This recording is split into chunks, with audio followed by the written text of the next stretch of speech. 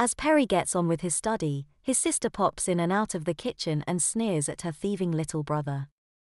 After her fourth visit, Perry sheepishly asks his mother, "Is Jemima still really mad at me?" "Yes. But I think if you could at least tell her how sorry you are, it might help." "I said sorry yesterday." "Well, maybe you wasn't convincing enough," his mother replies. "Why don't you give it a try now?" "Now?" he asks. "Yes." Perry puts down his pen and slowly stands up. He makes his way mournfully up the staircase and knocks quietly on the door, which only yesterday was his bedroom door. "Who is it?" Jemima replies. "Perry." "Come in," she says, so he sheepishly pushes down the handle and opens the door. "Oh. I thought it was Perry." "My brother." "You don't look like my brother. You look like my sister." He gulps before muttering another apology. "I came to say I'm sorry for stealing your things." She looks him up and down. "Oh, I'm sure you are Perry.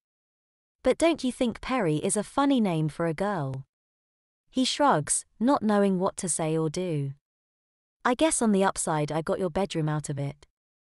"So thanks for that," she says, looking proudly around her new big bedroom. "And if you're really sorry, you'll help me decorate it this weekend." "Okay," he replies, looking around his former room and mourning the loss of all his things. "I hope Mother lets me decorate my room too." "Well, don't you think your new room is perfect for a sissy like you?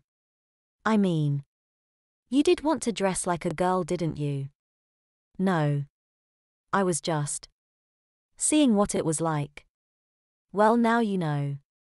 And as far as I can tell, you'll be dressing like a girl for the foreseeable future."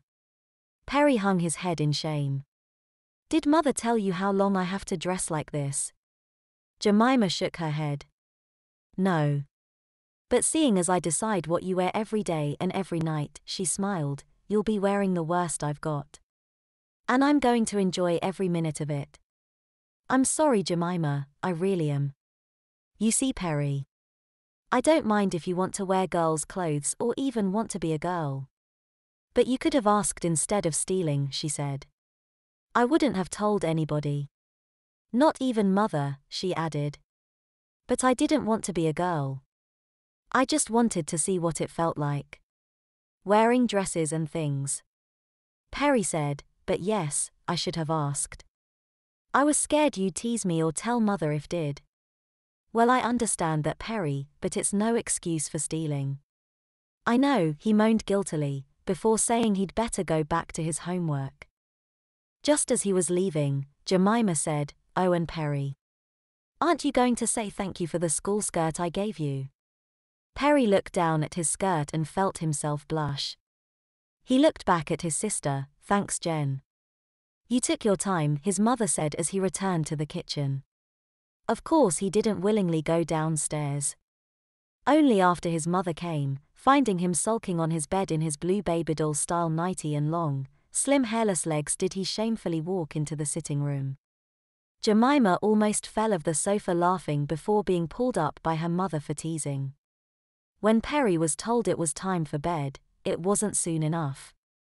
Under any other circumstance, he'd have protested a 9 p.m. curfew, but having spent the longest 90 minutes of his life wearing a short babydoll nightie in front of his mother and sister, he was glad to be going to bed so early.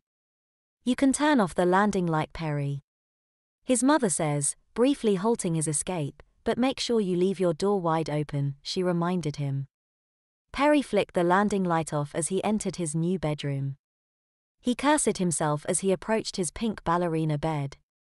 Dread flooded through him as he pulled back his duvet and climbed inside. He sank into the soft mattress and laid his head on the frilly pillow.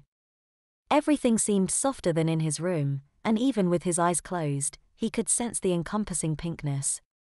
The nightie was short, the knickers frilly, his thigh was silky and smooth.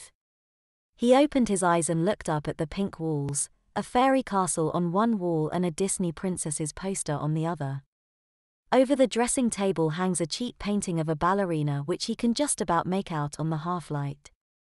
The dressing table itself, even in relative darkness oozes femininity. He rolls over to turn his back on it, and realizes that this nightie needs rearranging with almost every movement. It's like it was designed to ride up. But no matter how much he tried to hate it, it was just as thrilling as anything.